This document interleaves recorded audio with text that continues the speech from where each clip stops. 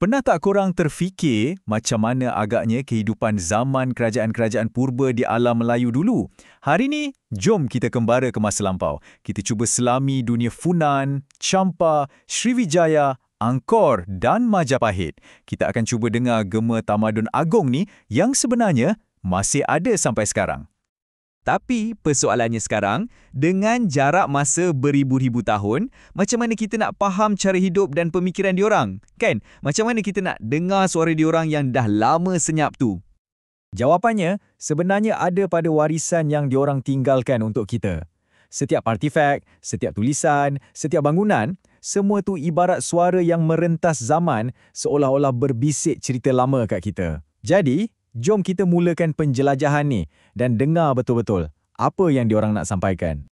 Okey, petunjuk pertama kita datangnya daripada batu. Ya, betul, batu.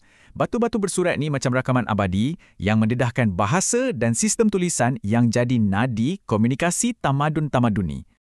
Okey, cuba kita tengok jadual ni. Perhatikan bahagian bahasa utama dan skrip dominan. Nampak tak corak dia?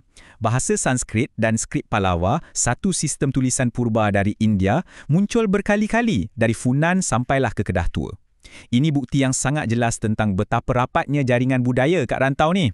Diorang sangat terbuka untuk serap pengaruh luar, tapi pada masa yang sama, cipta sesuatu yang unik untuk diri sendiri.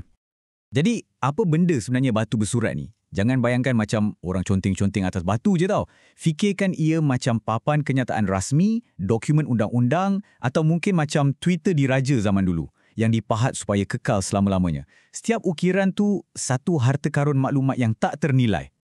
Nah, ini salah satu contoh yang paling best. Petikan dari batu bersurat talang tua kerajaan Sriwijaya ni bukan sekadar pengumuman biasa. Ia bagi kita gambaran terus ke dalam kehidupan diorang. Ia cerita pasal pertanian, pasal kemakmuran dan niat baik seorang raja untuk rakyat dia. Melalui batu ni, kita seolah-olah boleh rasa denyut nadi masyarakat Sriwijaya tu sendiri. Okey, dari sekadar catatan rasmi, tulisan ni kemudiannya berkembang jadi sesuatu yang lebih hebat, penceritaan. Tapi yang menariknya, karya sastra zaman dulu bukan hanya untuk dibaca sorang-sorang, tak. Ia dipamerkan untuk semua orang tengok, diukir pada bangunan-bangunan besar, seolah-olah satu bandar tu dah jadi macam sebuah perpustakaan terbuka gergasi. Cuba bayangkan korang tengah berjalan kat Angkor dan nampak epik Ramayana terukir dengan megahnya atas dinding candi. Ia macam tengok filem blockbuster zaman sekarang, tapi versi batu. Dekat Champa dan Majapahit pula, karya macam Akayat Indrapatra dan Nagara Kertagama ni bukti tahap intelektual yang sangat tinggi. Jadi apa maksud semua ni? Maksudnya, sastra bukan hobi orang atasan je, tapi ia dah jadi sebahagian daripada jiwa masyarakat tu sendiri. Sekarang, jom kita zoom out sikit. Daripada tengok ukiran kat dinding tu, jom kita tengok pula betapa hebatnya dinding tu sendiri dan seluruh struktur gergasi yang diorang bina. Ini adalah bukti kemuncak kejuruteraan dan seni bina tamadun-tamadun ni. 30 juta meter padu air. 30 juta! Nak bayangkan tak banyak mana tu? Ia bersamaan dengan lebih 10,000 kolam renang saiz Olimpik. Itulah kapasiti barai di Angkor. Ini bukan sekadar kolam biasa tau. Ia adalah jantung sistem pengairan yang menghidupkan seluruh kerajaan. Skala projek ni memang tunjukkan tahap perancangan dan pengurusan yang sukar kita nak bayangkan.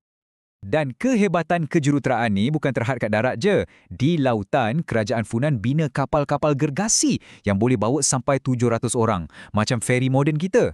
Pada masa yang sama, kat darat pula, Angkor seolah-olah menjinakkan air dengan sistem terusan dan takungan diorang. Setiap kerajaan ni memang pakar dalam bidang masing-masing. Dan keajaiban seni bina ni ada kat mana-mana. Kita ada Angkor Wat dan Candi Borobudur yang megah, ada misteri candi-candi Lembah Bujang, ada kehebatan Sriwijaya dalam membina kapal dan gerbang Majapahit yang sangat unik. Ini bukan projek-projek yang terpencil tau. Ia satu fenomena budaya yang membuktikan kemuncak ketamadunan yang dikongsi bersama di seluruh alam Melayu. Persoalan seterusnya. Siapa yang bina semua ni? Di sebalik setiap batu yang diukir dan setiap terusan yang digali, ada sebuah masyarakat yang tersusun rapi. Jom kita tengok struktur sosial yang membolehkan semua pencapaian hebat ni berlaku.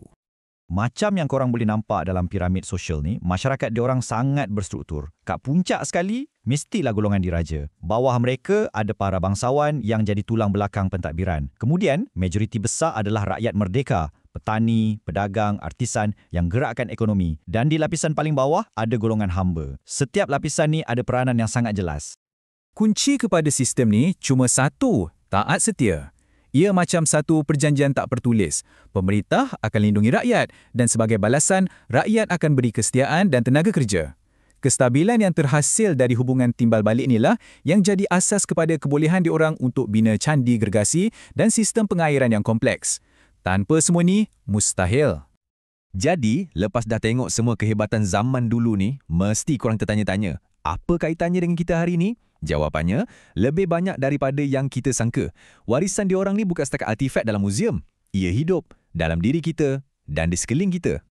Contoh paling mudah, tengok je bahasa yang kita guna sekarang. Sifat keterbukaan yang kita nampak dalam seni bina diorang dulu, terpancar dalam bahasa kita hari ini. Perkataan macam raja, syurga dari Sanskrit atau fikir dari Arab. Bahasa Melayu yang kita cakap hari-hari ini sebenarnya adalah sebuah artifak hidup, bukti pertembungan budaya yang dah berlaku beribu-ribu tahun lamanya.